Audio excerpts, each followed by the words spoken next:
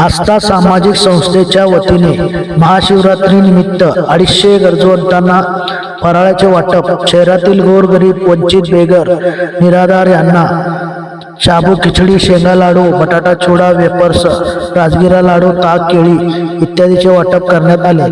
यासाठी आस्था सामाजिक संस्थेने फराळाचे वाटप करून सामाजिक बांधिलकी जोपासली आहे.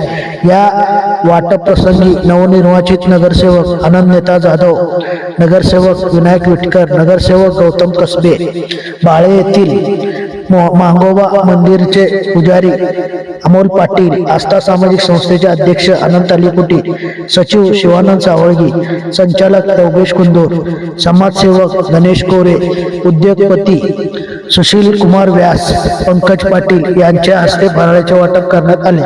या फराळ वाटपासाठी शहरातील दानशूर व्यक्ती, श्राविका संस्थेचे विश्वासू अंजली शहा, माजी सहाय्यक पोलीस आयुक्त दीपक अर्वे, उद्योगपती सुशील व्यास, अनिता पाटील, कांचन आगवणे यांनी आर्थिक स्वरूपात सहकार्य केले.